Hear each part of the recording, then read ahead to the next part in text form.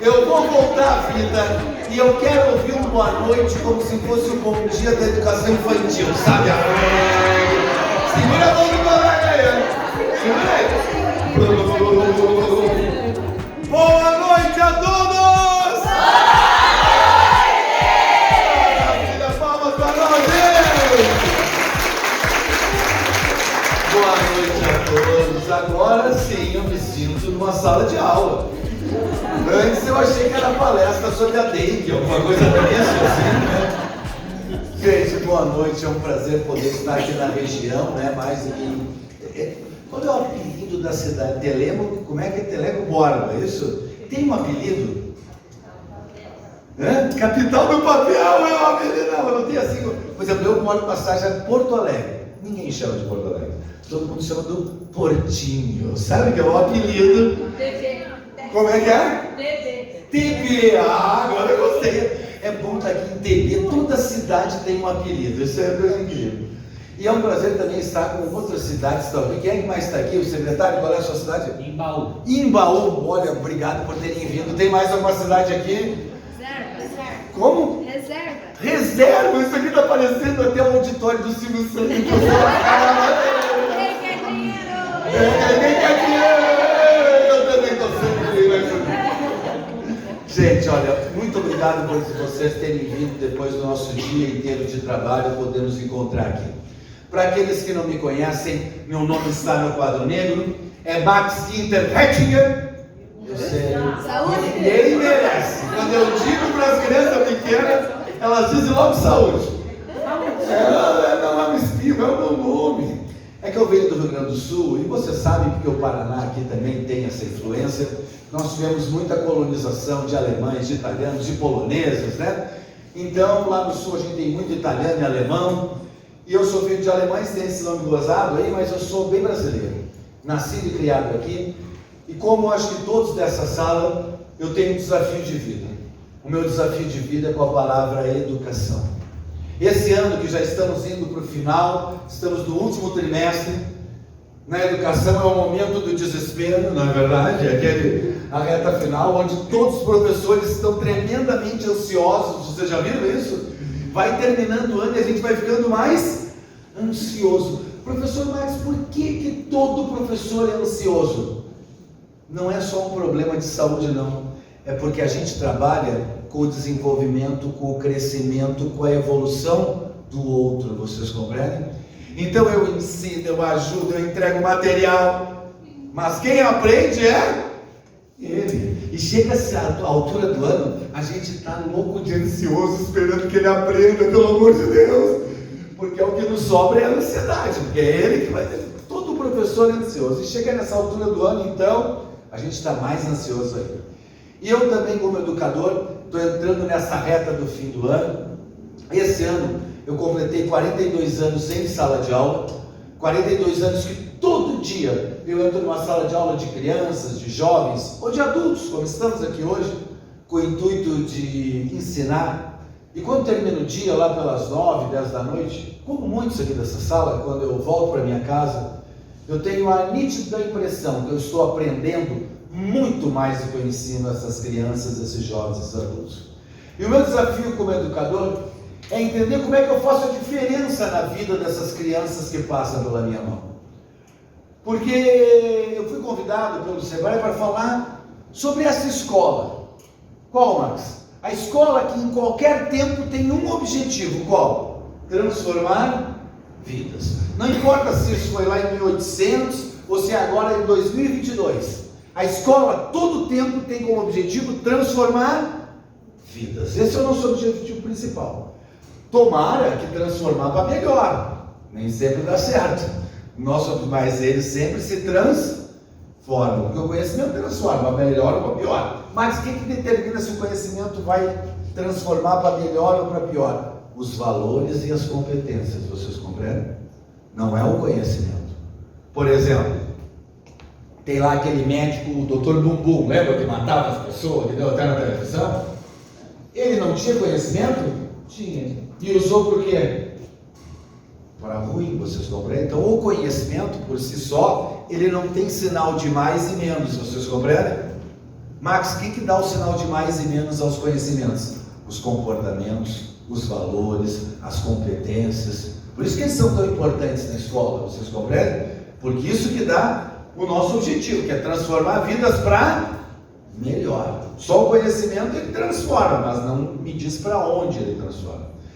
E eu, como professor, tento construir essa escola que transforma vidas.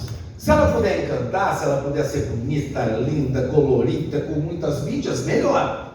Mas ela tem que ter como objetivo mínimo transformar vidas. E ao longo desses anos, eu tento me desafiar e entender como é que eu transformo a vida dessas crianças. Porque todo ano chega numa sala de aula uma criança nova, diferente, com perspectivas diferentes.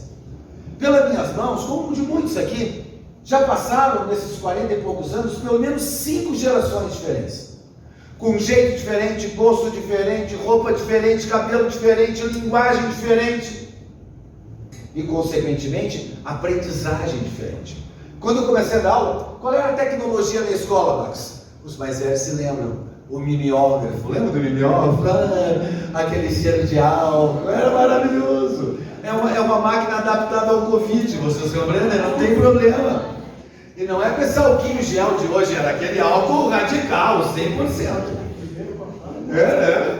Professor Max, depois veio o projetor de slide, lembra? Fazia aquele barulhinho. Depois veio o reto projetor, que a gente sacudia as lâminas, as crianças achavam que as letras estavam voando, era lindo, fazia brinquedo de sombras. Depois veio a televisão, onde já se usou mais na educação, a televisão. E hoje nós educamos crianças que nascem com isso aqui na mão, não é verdade? Sim ou não? Nascem com isso aqui na mão. E tem pai e mãe que discute quando é que eu vou dar o celular para o meu filho. Ele nasce e já tem, porque ele pega o teu. Não, eu não dou o celular para meu filho, mas está sempre com o teu na mão, então não adiantou nada. Ou seja, com 1 ano eles já estão interagindo com telas e informações, e com 2 anos eles pesquisam. Como assim, Max? Sim, uma criança de 2 anos pega esse aparelhinho e diz assim, ó: alô, Google! E aí ele já se acende todo. E aí ela só diz mais uma palavra: pepa! E o que aparece ali? Uma pepagem, não é uma pepa só, é um monte de pepa. E ela não aperta em qualquer uma, não, ela escolhe a pepa que ela quer ver. Normalmente ela repete, porque na cidade eles querem ver a mesma coisa. Mas ela escolheu repetir, ela não apertou ali de louca, vocês compreendem? O que quer dizer isso? Que uma criança de 2 anos interage e pesquisa. Uma de 5 anos, na escola, você mandar pesquisar, não precisa explicar mais nada, ela sabe o que é pesquisar. E uma de 9 interage em universos que nós desconhecemos. Trabalham nas nuvens, em pesquisas múltiplas. Eu, com 9 anos, foi quando eu aprendi a pesquisar. Sim, a professora entrou com os dicionários na sala, os mais velhos se lembram. Entregava um dicionário para cada 4, 5 alunos, porque não tinha essa papelada que tem hoje. E ela dizia: vou ensinar vocês a pesquisar. E nos ensinava a pesquisar em ordem alfabética. Lembram disso? O A com A, o A com B. E a gente se embananava. Eles pesquisam nas nuvens, gente. Eles pesquisam com 10 abas abertas ao mesmo tempo. Mas isso é uma mudança? Claro que é uma mudança. E essa mudança tem a ver com o aparelho? Não, tem a ver com as pessoas que estão por trás desses aparelhos. E o grande desafio para nós, a educação, é entender como nós trabalhamos com essa criança que chega cada vez mais diferente. E não é fácil esse desafio, por quê, Max? Porque quem está aqui e tem mais de 30 anos, está vivendo um momento único, onde as nossas referências não servem para a gente entender a outra geração.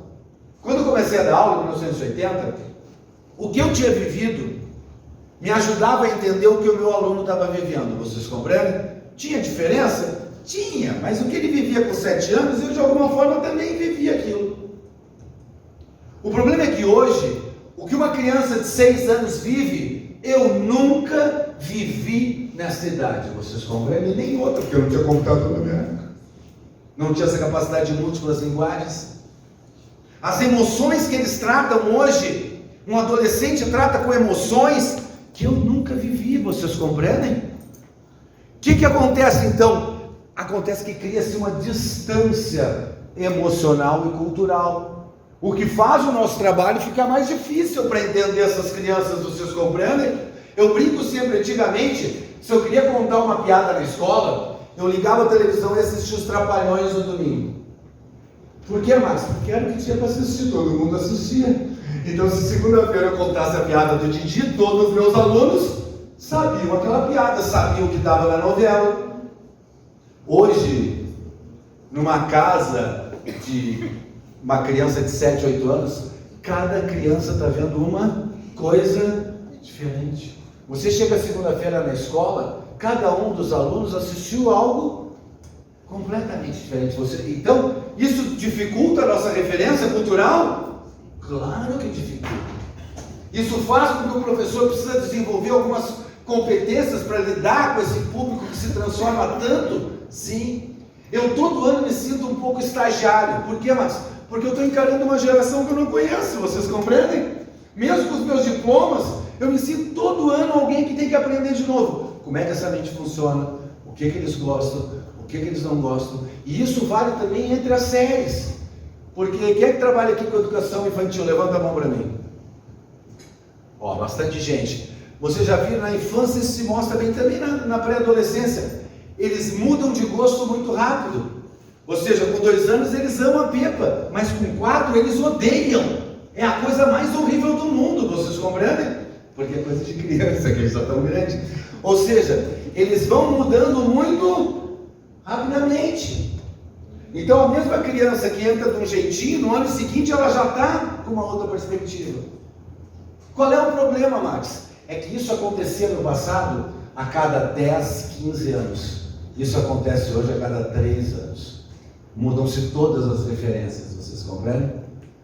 E o grande desafio para nós professores é entender que para lidar com essa gente aqui, nós vamos ter sim que transformá-los em grandes aprendizes, ou seja, aprender cada vez mais. Mas como é que eu faço essa tarefa ficar mais leve? Eu acho que a primeira coisa de tudo é reconhecendo as nossas vitórias, aquilo que a gente está aprendendo e o quanto a gente evoluiu. Eu tenho um amigo, eu já vou avisar, é a primeira vez que eu venho aqui em TB. Deixa eu ver se eu venho aqui em TB. Eu tenho que avisar para vocês que eu vou trazer alguns amigos, mas ser meu amigo dá um azar tremendo. Todo mundo que me conhece morre, é uma coisa incrível. Eu espero que vocês sobrevivam à aula de hoje. Pedi até para deixar essas cadeiras aqui vazias, que é para eles poderem sentar. Eu tenho um amigo que está ali no quadro negro, o nome dele é Rubinho, o Rubem Alves, fofo, querido, trabalhamos muito juntos. Morreu, está no céu hoje agitando, contando as histórias dele. E Rubinho define quem é o professor e como a educação se transforma. Olha o que ele diz ali, ó. Não haverá borboleta se a vida não passar por longas e silenciosas metamorfoses. O que ele está dizendo? Ele está definindo nós professores e a mudança na educação. Primeiro ele define professor. Quem são os professores? As borboletas. Por quê, Marcos? Porque são fofos, coloridos também.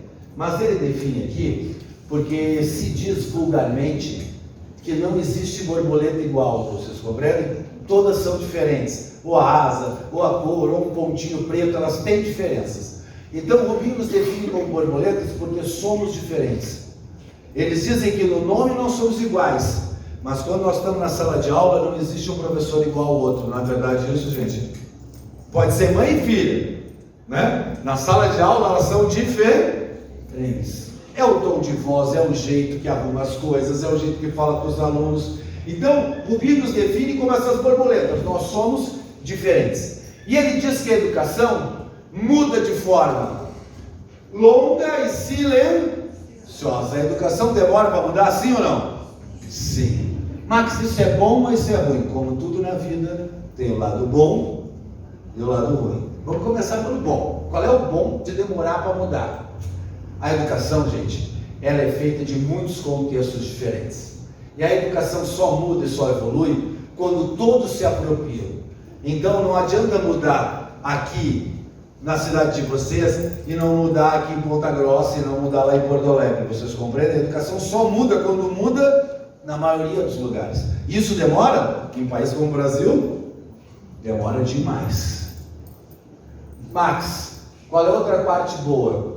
Educar é mexer com seres humanos. Mudar a educação significa mexer quase com uma geração. Não é como mudar um aparelho que estraga outro, compra um outro, vocês compreendem? Quando eu mudo a educação e não funciona, a gente só vai ver isso quando a criança que entrou no primeiro ano está saindo lá no ensino médio. Demora 12, 15 anos para ver que eu errei, vocês compreendem? Então é muito delicado mudar, porque errar na educação, a gente não vê logo em seguida, vocês compreendem? Às vezes demora. E aí o que acontece? Aquela geração foi condenada, menos emprego, menos instrução, aí cada geração tem os seus problemas. Max, perfeito. Então é importante ser longo. Mas tem um problema. Qual? Nos últimos anos, a velocidade das coisas mudarem tem aumentado muito. E a sensação da escola nesse ritmo aí é que nós estamos sempre atrás dos alunos, vocês compreendem? A sensação que a gente tem é que sempre nós estamos chegando atrás. É como se os alunos tivessem um capítulo da novela na frente, sabe? Nós estamos correndo, mas mesmo assim parece que a gente está sempre atrás deles. Isso é ruim sim, porque não gera motivação, mobilização. Nós precisamos estar no mesmo nível para gerar essas coisas. Mas, essa é a parte ruim? Sim, essa é a parte ruim da mudança. A gente precisa transformar. Max, mas houve uma mudança? Houve. Em março de 2020, quando a pandemia chegou, nós professores fomos pela primeira vez chamados a uma mudança que nenhum aqui viveu. Nem eu com 40 e tantos anos. O quê?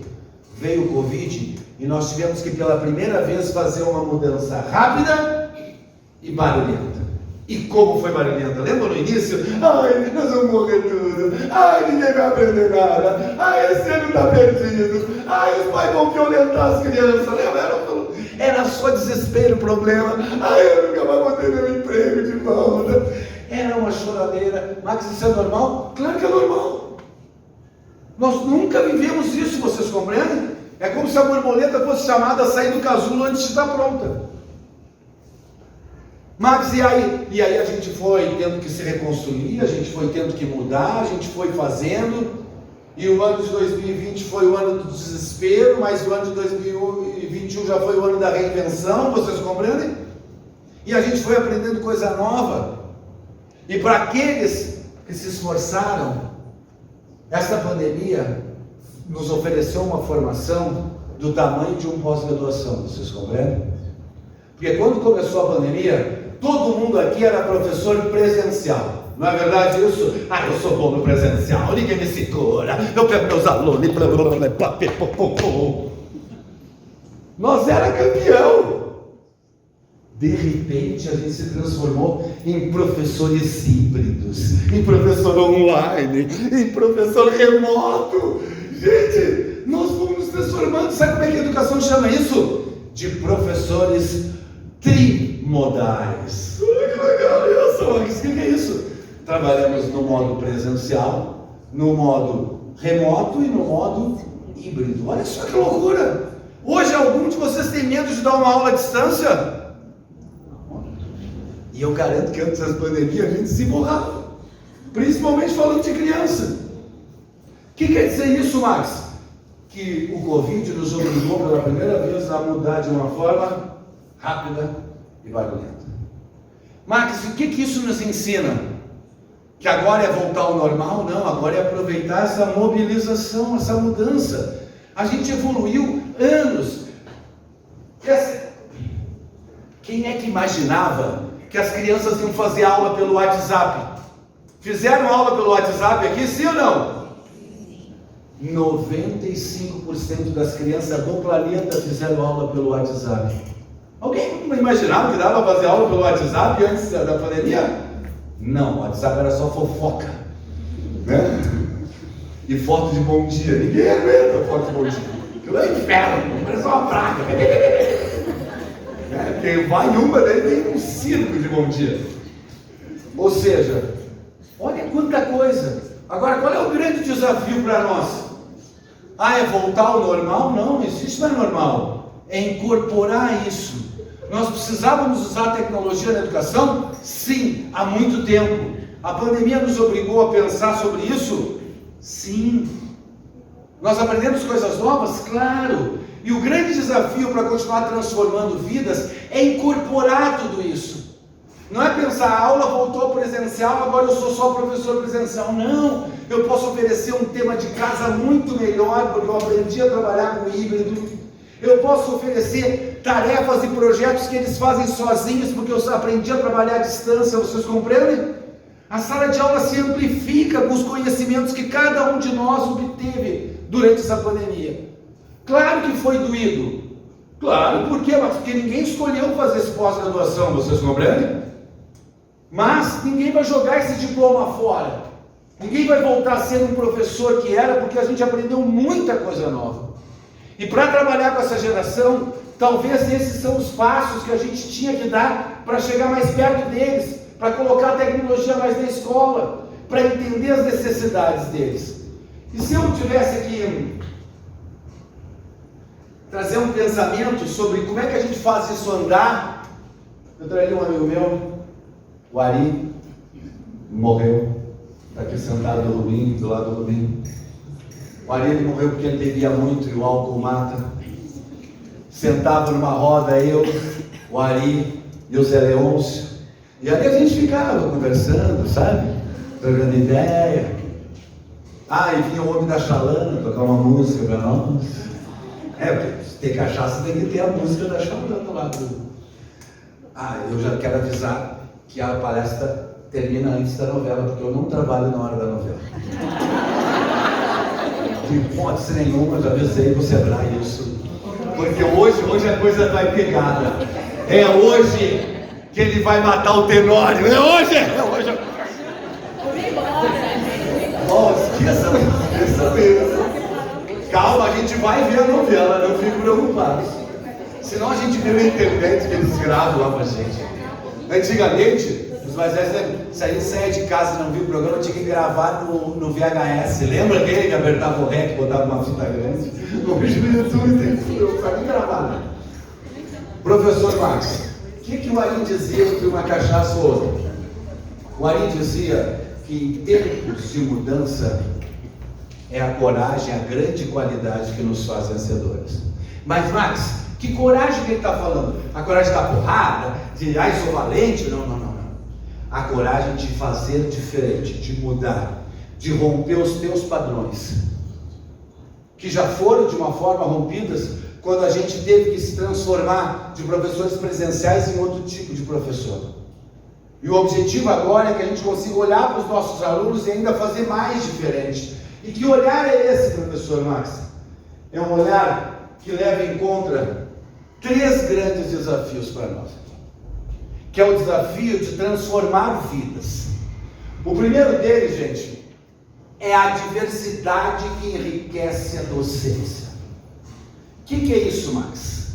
Eu não estou falando aqui da diversidade normal das pessoas, né? A diversidade nos ajuda a enriquecer a nossa sala de aula? Com certeza. Mas eu estou falando aqui agora da diversidade pedagógica, que tem a ver com nós professores. O que, professor Max? Neste século, para educar crianças tão diferentes, o bom professor é aquele que domina mais de um método, vocês compreendem? O bom professor domina uma diversidade de metodologias. Quando eu me formei, se dizia que o bom professor é aquele que seguia uma linha, vocês compreendem? Ou era construtivista, ou era socio-interacionista, ou era estímulo-resposta. E a gente seguia a linha. A maioria de vocês foi educado pelo estímulo-resposta, né? Pergunta, resposta, tarefa. Max, perfeito. O problema é que nós acabamos de falar que as crianças hoje são muito diferentes. E essa diversidade de crianças requer que nós, professores, estejamos preparados para uma comunicação diversa. O que é um método, Max? É uma forma de comunicar um determinado conhecimento. Um método comunica de um jeito, outro método comunica de outro. O estímulo-resposta comunica com uma aula expositiva, o construtivismo comunica com um projeto. Um exemplo, só para a gente entender. Mas métodos são formas de comunicação. Eu sei que a comunicação vem antes da aprendizagem. Se eu não me comunico bem, aprender comigo vai ser bem difícil, vocês compreendem? A comunicação precede a aprendizagem. Então, um bom professor é aquele que domina uma riqueza de métodos, mais de um método, e de preferência, métodos que a gente chama de metodologias ativas. Já ouviu falar disso? Max, por quê que as metodologias são ativas? Antes elas eram tudo paradas? Não. Na verdade, é porque as metodologias se voltam a atender um aluno que é muito ativo. Alguns chamam essas crianças de hiperativo. Pelo amor de Deus, não use essa palavra. Por que, Max? Porque hiperativo é uma doença. Então não se chama ninguém de doente, entende? A gente não sai chamando as pessoas de cego, de aidético, nada disso na rua. Então hiperatividade é o nome de uma doença. As mães que efetivamente têm filhos assim, passam trabalho, é muito tempo em remédio e terapia, vocês compreendem? Não é brincadeira não.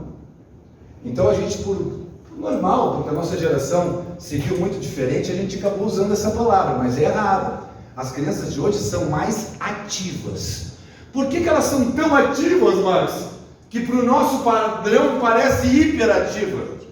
Porque elas vivem num mundo onde o cérebro dela é bombardeada por informações desde que nasce. É um volume de informação e interação. Não é só recebe informação, é interage. Acabamos de falar, com 1 ano ela já está mexendo no celular. Ela está interagindo com informações. E é o relógio, é o protetor de berço, tudo fala, tudo canta, tudo toca. Então essa mente está sempre acelerada. Eu tenho um amigo, esse está vivo aí. Daqui a pouco morre. É o Augusto Cury, que ele diz que um dos maiores síndromes dessa infância é chamada de síndrome do pensamento acelerado. O que é isso, Max?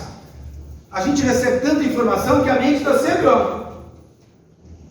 E aí, Max? E aí que para lidar com essas crianças nós precisamos de métodos que reconheçam elas. Que métodos são esses? São chamados de metodologias ativas. Por que, Max? Porque elas sabem que a palavra importante para aprender é uma palavra chamada atenção. Alguém aqui tem problema de aluno prestar atenção na sala? Levanta a mão. Alguém tem? Aluno que tem gente que levantou as duas. Max, atenção é importante em qualquer tempo. Em qualquer época, para alguém aprender, é preciso ter atenção. Qual é o problema, Max? É que a atenção também muda. E esse é o desafio para a escola. Entender o que é ter um aluno atento, concentrado e participando da atividade. No passado, nós tínhamos alguns padrões que não funcionam mais. Por exemplo, no passado a gente acreditava que a atenção era sinônimo de silêncio. Ou seja, está todo mundo quieto aqui, me ouvindo, então está todo mundo atento. A psicologia diz que isso não é mais verdade. Que a atenção no mundo da múltipla informação não tem nada a ver com silêncio. Vocês estão me olhando em silêncio, mas eu garanto que já olharam no celular umas 2 vezes, que já pensaram em alguma coisa. Quando eu falei do Leão, se vocês foram lá no Leão, se voltaram. Ou seja, o que quer dizer isso, Max? Que manter a atenção no mundo de múltipla informação é muito difícil. Então nós sabemos hoje que silêncio não é sinônimo de atenção. O aluno pode estar quietinho me olhando e a mente dele está em Júpiter, em Marte, em Saturno, no Felipe Neto, em qualquer lugar, vocês compreendem? E eu estou ali achando que ele está participando, ele está... ou seja... Max, no passado nós éramos mais atentos, porque a nossa mente não era tão agitada, vocês compreendem? Então eu acabava prestando um pouquinho mais de atenção. Hoje, devido à agitação, a atenção não vem de fábrica. Max, quando é que eu sei que um aluno está atento? Quando ele está em atividade. Por isso que o nome das metodologias é metodologias ativas. Vocês compreendem? Não tem a ver com a hiperatividade. Tem a ver que, se ele está em atividade, eu sei que ele está atento. Se ele está escrevendo, se ele está lendo, se ele está trabalhando em grupo, se ele está num desafio, se ele está numa experiência, se ele está numa simulação, eu sei que ele está atento. Na aula expositiva, nem sempre. Max, isso quer dizer que a gente vai acabar com a aula expositiva? De jeito nenhum. Isso quer dizer uma segunda coisa a ver com a atenção. O quê? As crianças de hoje prestam mais atenção do que qualquer um de nós. Tá de sacanagem. Acabamos de falar que eles não prestam atenção em nada. Como é que tu diz que eles prestam mais que a gente? A psicologia diz que essas crianças aqui, prestam mais atenção do que qualquer um de nós. Mas, Max, na prática, às vezes a gente não vê isso. Por quê? Porque como eles vivem num mundo de múltiplas informações e de coisas muito dinâmicas, eles prestam muita atenção, mas por um tempo curto. É chamado de atenção fragmentada. Eles prestam muita atenção, mas por um tempo pequenininho. Max, qual é o tempo médio? 10 minutos. Se eles são de educação infantil, 13 minutos. Adolescentes, não passa de 15 segundos. Não é, 15 segundos é mais ou menos isso. Ou seja, o que quer dizer isso, Max? Quer dizer que a cada 10, 12 minutos, eu preciso trocar, para manter a atenção da minha sala, eu preciso trocar o tipo da atividade. Então, eu estou lendo, eu vou escrever. Estou escrevendo, vou desenhar. Estou desenhando, vou cantar. Vocês compreendem? A cada 10, 15 minutos eu tenho que trocar o tipo da atividade. Para quê? Para revitalizar a aula. Ai, Max, mas eu tenho um texto que demora 30 minutos para ler. Divide ele em 3 partes, vocês compreendem? E entre as partes intercale, discutir os personagens, fazer um desenho que te chamou a atenção, sublinhar as palavras importantes até ali. Vocês compreendem? Por que, Max? Porque é assim que funciona o cérebro deles. Quem é que aqui tem filho? Levanta a mão. Garotada, a turma aqui trabalha forte. Eu garanto que os filhos de vocês hoje, como essa menina querida, está ali grudada no celular assistindo vídeos, perfeito? Antigamente eles jogavam mais, hoje eles gostam muito de assistir vídeos. Olha que interessante. Marcos, eles passam o dia assistindo vídeo? Passam. Qual é o tempo médio que eles ficam em cada vídeo? O YouTube mediu 3 minutos e 45. Ou seja, eles assistiram durante 1 hora dezenas de vídeos. Não importa se o vídeo dura 1 hora, a média de assistir no YouTube é 3 minutos e 45 até 15 anos de idade. Ah, Max, e nós os velhos? Não passa de 7 minutos. Mesmo os velhos, vocês mesmo os velhos. Mesmo nós já estamos. Por isso que você está assistindo o Leôncio e o Leôncio respirou, você baixou a mão e mexeu no celular. Aí a filha pergunta: mas tu não está vendo novela, mãe? Ah, claro que eu estou vendo, eu estou vendo. Vocês entendem isso, gente? O que é isso, Max? Não são só as crianças, nós também vivemos nesse mundo. A nossa mente também está agitada, vocês compreendem? Não tanto quanto a delas, mas também. Por isso que para nós hoje, esse aparelhinho aqui para a nossa geração, para os velhos que nem eu, é perigoso. Por quê? Porque como a gente não foi acostumado desde criança, para a gente viciar e usar isso no horário errado, é o que mais acontece. Tem gente esquecendo de se relacionar e se relacionando só aqui. Por quê, Max? Porque é uma novidade, é algo que chama a atenção da gente, claro que chama. Parece que gruda no dedo da gente. Os autores da psicologia moderna dizem que, diferente das outras máquinas, o smartphone, não é o celular é aquele aparelho velho que só faz ligação. O smartphone, ele tem uma relação tão grande com a mente humana, que quem usa seguido tem a sensação de que ele é um prolongamento dos teus sentidos. É como se fosse o terceiro braço, ou mais um olho, vocês compreendem? Por isso que quando a gente sai de casa sem, parece estar pelado. Vocês está faltando uma parte, está faltando, esqueci um braço, esqueci um olho, esqueci um ouvido, vocês compreendem? Então eles dizem que a gente fica dependente, por quê? Porque isso aqui amplia os nossos sentidos. E se isso acontece com a gente, imagina com as crianças que já nasceram. Isso, não existe mundo sem isso para elas, vocês compreendem? Pensar o mundo sem isso é uma bobagem para elas. Então, olha o tamanho desse desafio nosso. Múltiplos métodos, aprender novos métodos para trabalhar essa questão da atenção na escola. Porque a atenção, gente, ela é muito difícil com essa geração e nos obriga hoje a usar técnicas, ou seja, antigamente a gente mandava ficar quieto e resolvia. Hoje eu preciso trabalhar jogos, exercícios de respiração, exercícios de yoga, de concentração, jogos de coordenação motora, trabalhar jogos de tabuleiro, simulações com os mais velhos. para que a gente chame para trabalhar a atenção. Professor que consegue trabalhar 2, 3, 4 minutos valorizando a atenção, a leitura dele muda. Eu sempre digo, um exercício de respiração ou cantar uma música pode mudar completamente a leitura de um texto. Então depende da gente. Por quê? Porque a gente foca, faz o aluno parar de pensar no resto e começa a pensar ali onde ele está. Isso hoje é necessário, vocês compreendem? Antigamente a gente mandava ficar quieto e até resolvia. Hoje chamar a atenção é um grande desafio. Mas eu estou falando aqui, a gente já está sentado há algum tempinho. Eu posso fazer um exercício que eu falei com meus alunos para ver se eles estão bons de atenção? Posso? Faz o seguinte, solta tudo, nada no colo, nada no colo, nada no colo. Nada no colo, ai, meu Deus.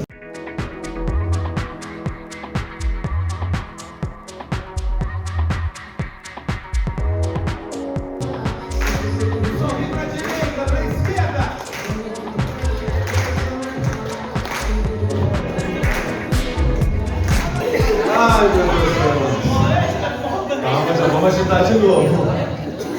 Foi só para te dar uma acordadinha. A segunda coisa é que são os nossos alunos que nos reinventam e vão ser os nossos maiores ajudantes na construção de uma nova sala de aula. Eu tenho um amigo, já morreu. Era o Anísio Teixeira, eu acho que vocês conheceram, grande escritor, educador. Temos muitas ruas do Brasil com o nome dele.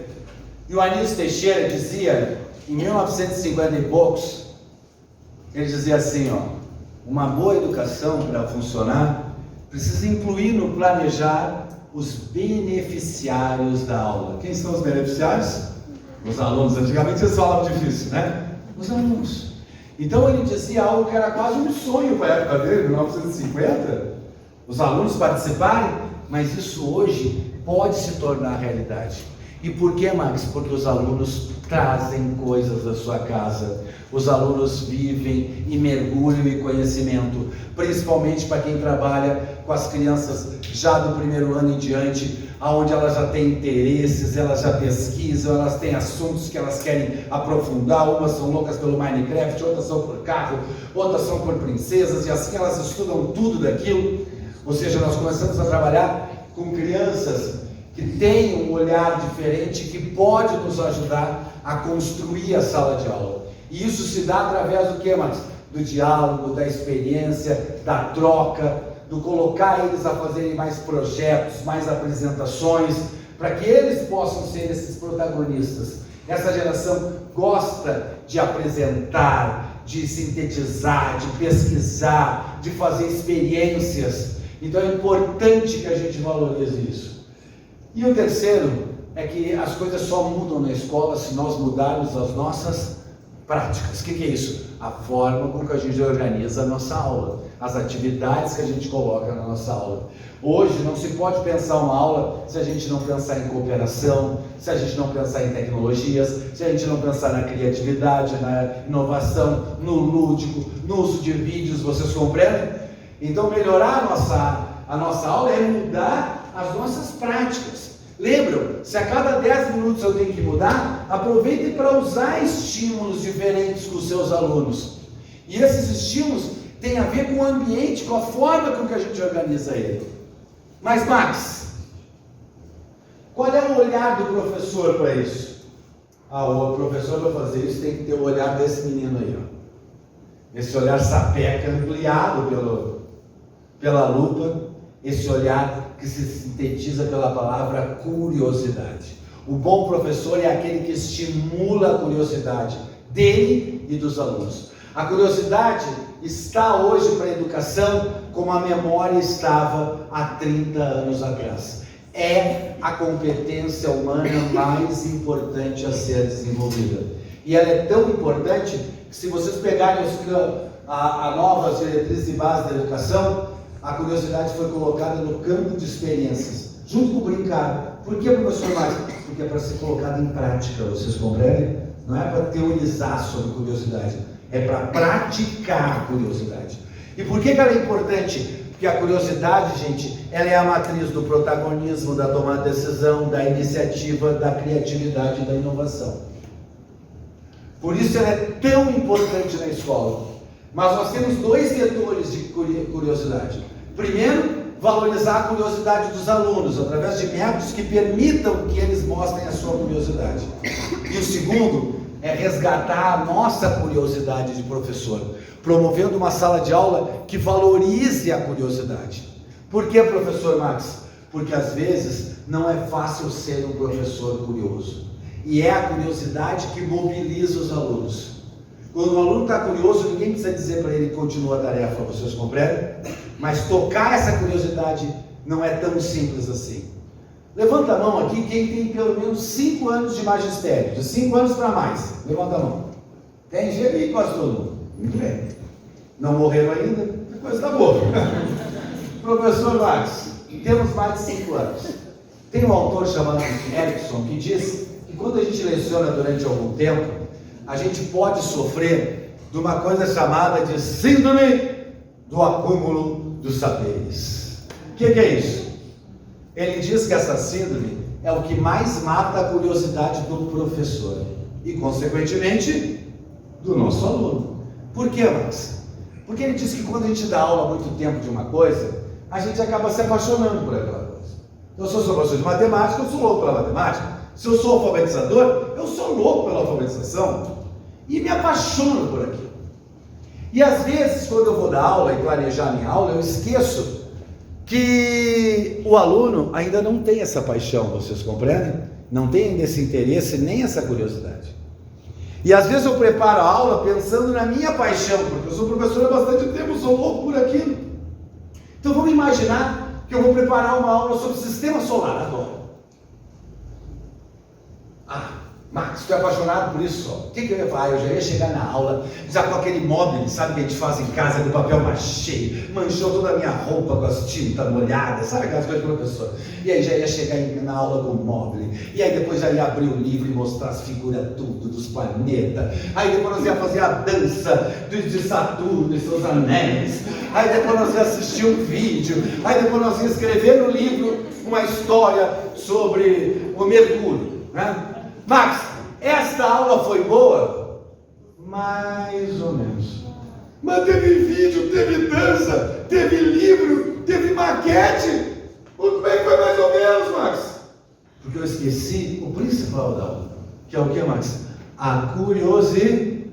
Eu estava lá pulando e com a câmera e ele estava em Saturno, Júpiter, Urânio, ou seja, ele estava em outro lugar.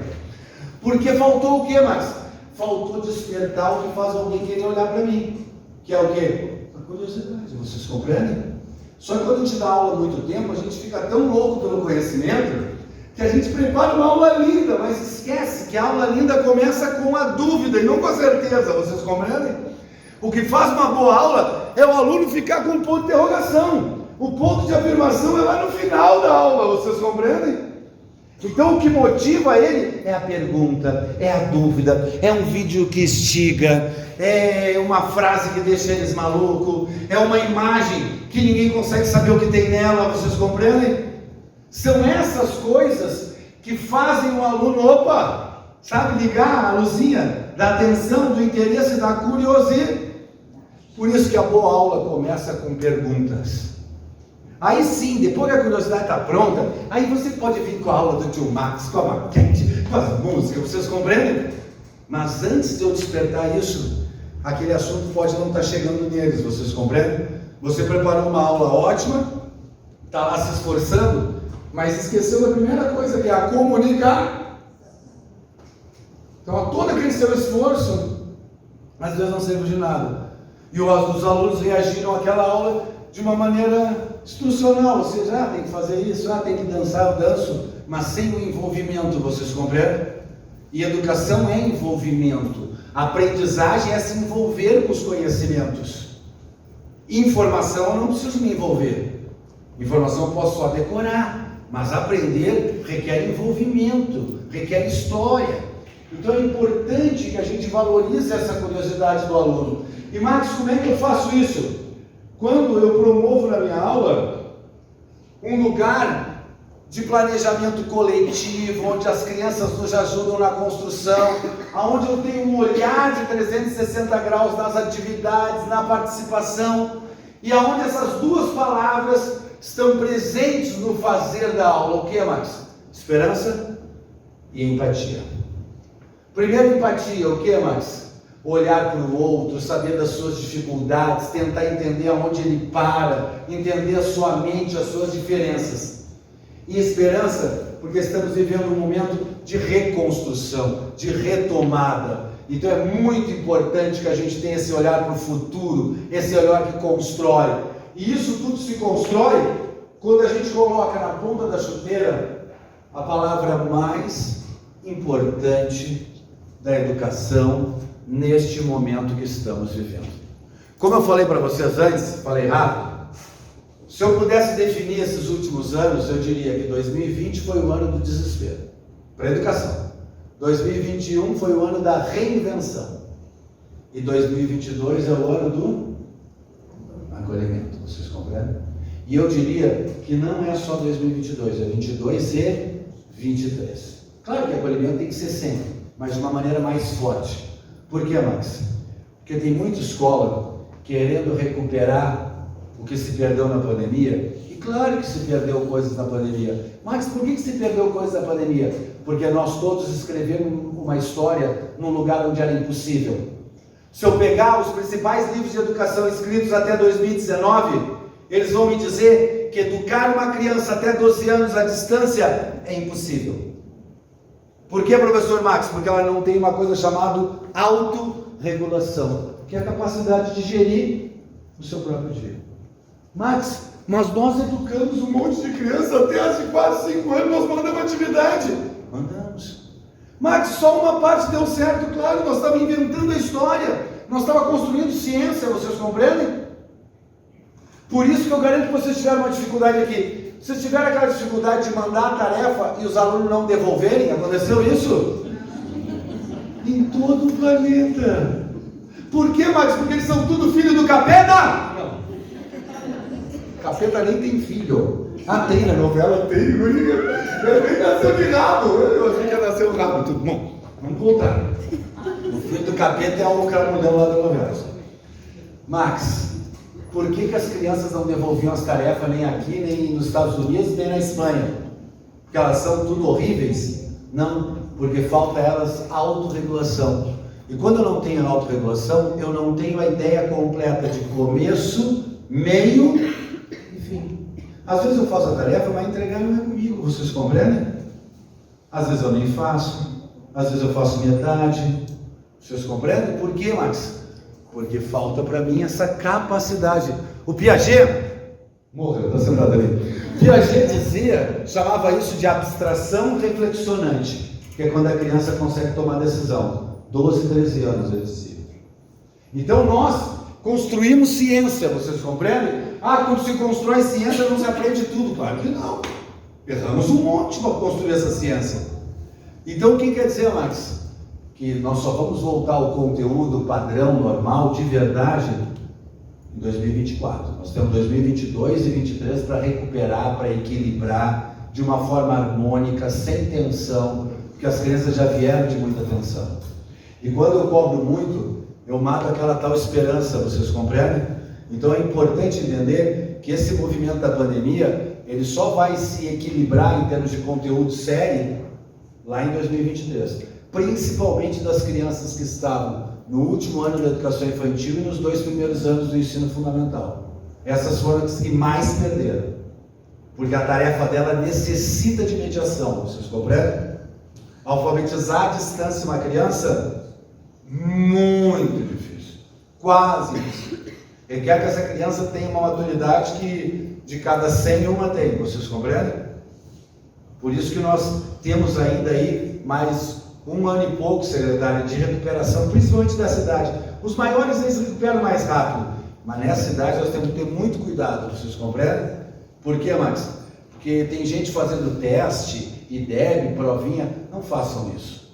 É claro que na pandemia tudo baixou, é claro que as notas foram para o inferno, era para ser tudo zero, qualquer coisa que foi acima de zero para mim foi lucro. Se os livros diziam que era impossível, sabe, a gente às vezes cobra coisas que são impossíveis. O que acontece? A gente frustra a família, frustra as crianças e frustra nós professores. Ah, Marcos, vamos retomar? Estamos retomando. Então o grande desafio é isso, gente. É entender que essa retomada requer o tal acolhimento. Mas o que é acolhimento na prática? Não só o carinho, o amor, o afeto, que é muito importante, o acolhimento socioemocional, que é fundamental, mas o que é o acolhimento na prática, na educação prática? Eu diria que são 3 desafios. Primeiro, gente, melhorar o nosso espaço educativo. A gente tem que começar a mexer mais nas mesas e cadeiras. Essa é a próxima fronteira. Os países mais desenvolvidos na educação estão abolindo o mobiliário. Por que, Max? Porque se eles são ativos, se eles gostam de movimento, muita mesa e muita cadeira, impede a atividade e impede o movimento. Aumenta o estresse, aumenta a agitação. Ou seja, prejudica a aprendizagem. Então nós vamos ter que mexer. Outro tipo de mobiliário, mobiliários mais adaptáveis.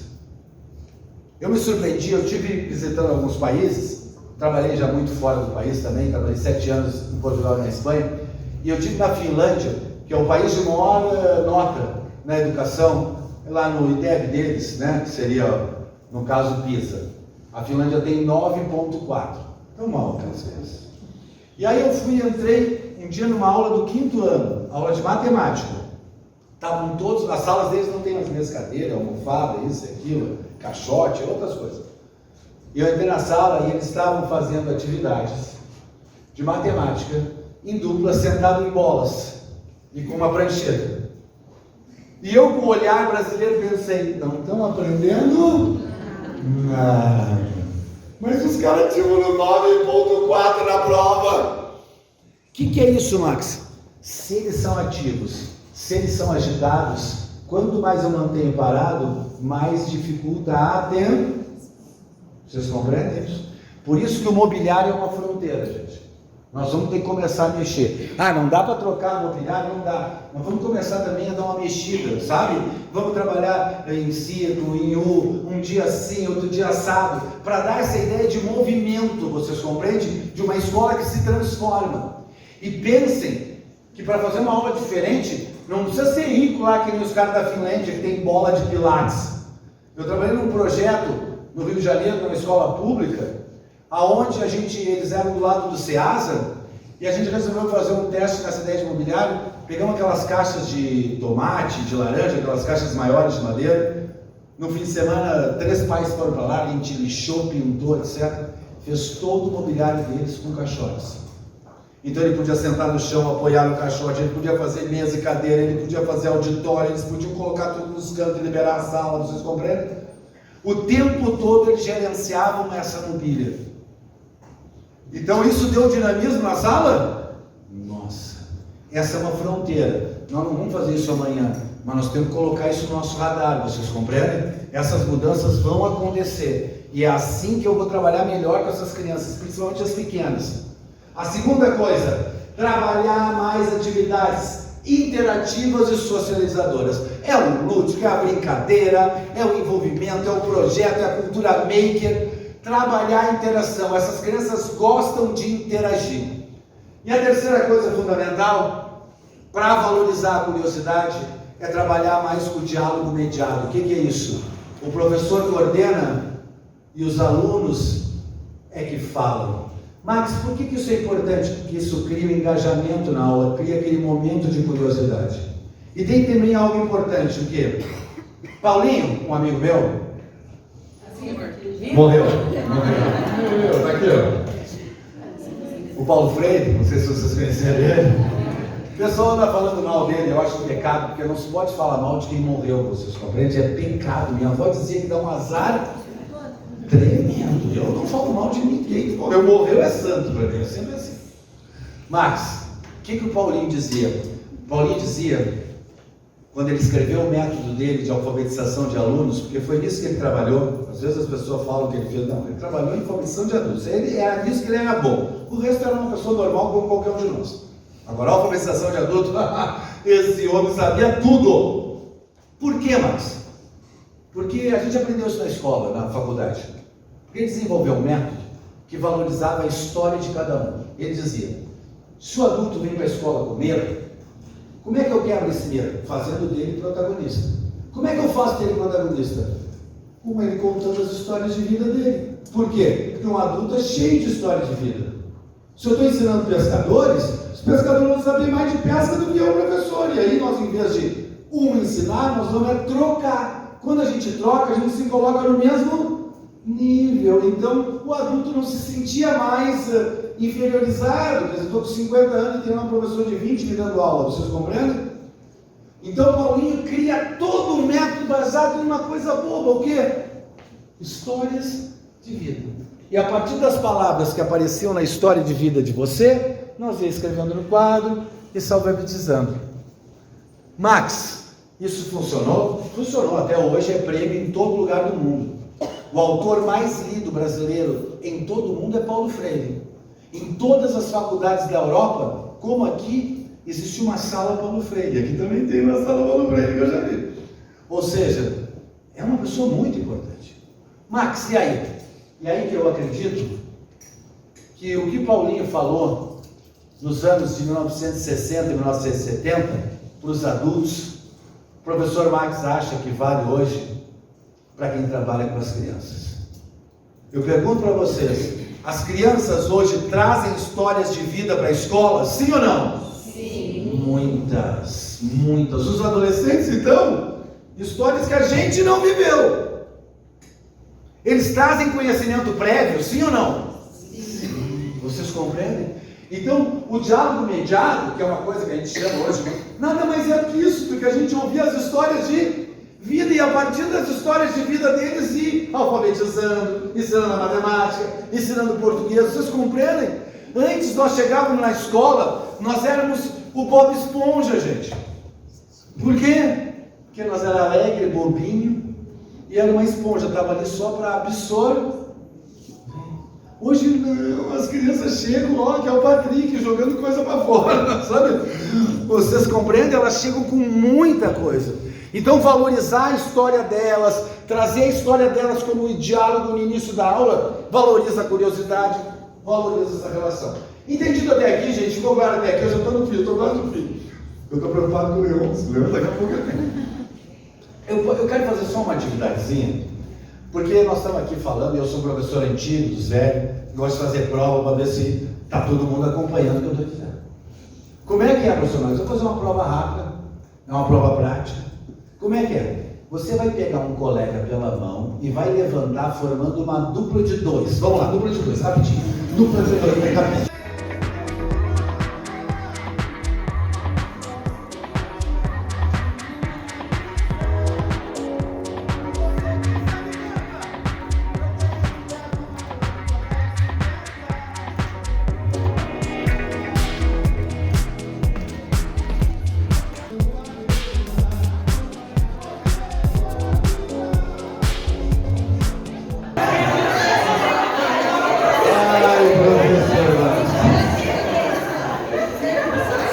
Eu achei que eu ia ficar a noite toda sentadinho aqui, e até tirar um cochilo, que eu estou cansado, dei aula o dia inteiro.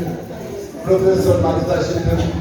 Gente, eu pensei, quando o Sebrae mandou, que nós íamos fazer uma virada educacional, que a gente ia começar a aula hoje, e acabar só amanhã ao meio-dia, ia ter muitas coisas, atividades, churrasco,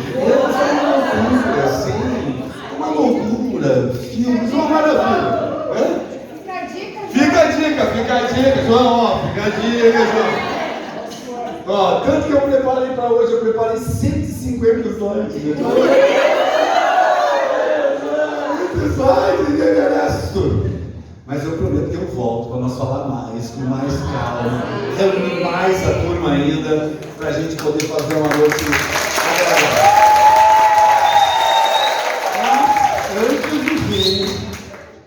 Deixa eu botar pelo menos uma slide aqui, antes da gente ir para o nosso final. Eu queria terminar, gente, o slide, depois fazer uma pequena atividade, com uma fala de um amigo meu.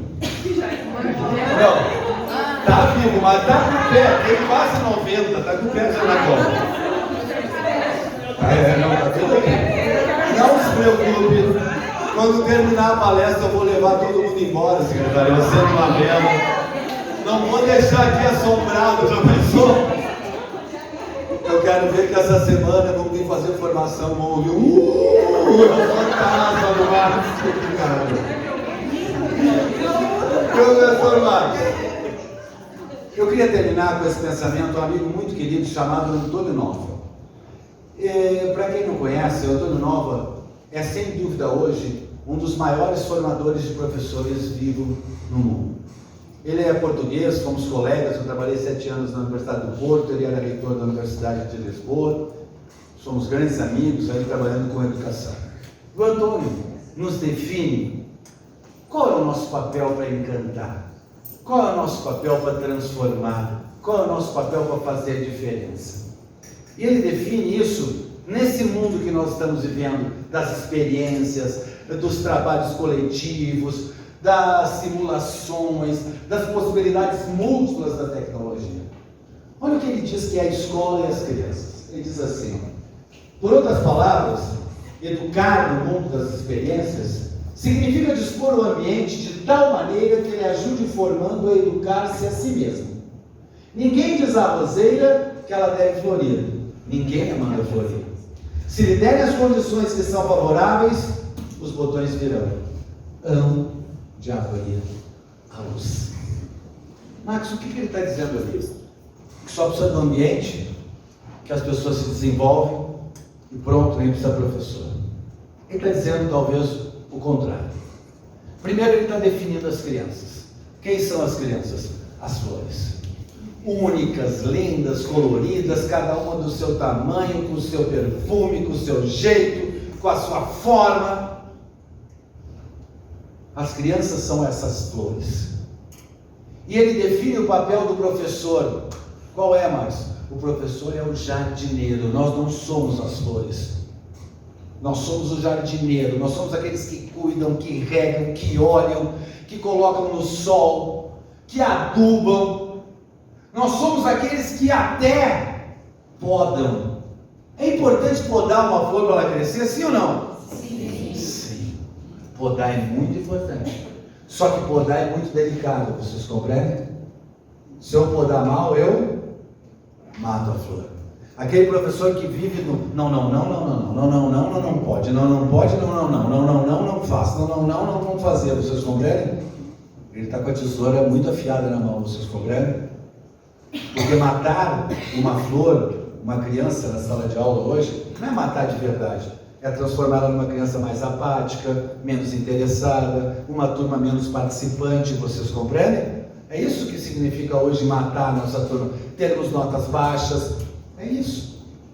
Então, podar é muito delicado, e depende de uma arte que o professor vai aprendendo com a experiência e com o olhar. Qual, Max? A arte do bom senso. Tanto que eu não sei se acontece aqui, lá no sul, quando chega a hora de podar, lá no Rio Grande, né, normalmente é no inverno ali, a gente sempre diz, vamos podar as árvores, vamos, chama a mãe. Por quê? Porque a mãe tem mão boa. Já ouviu falar disso? Mão boa. Por que é mão boa? É porque ela tem sensibilidade. É isso.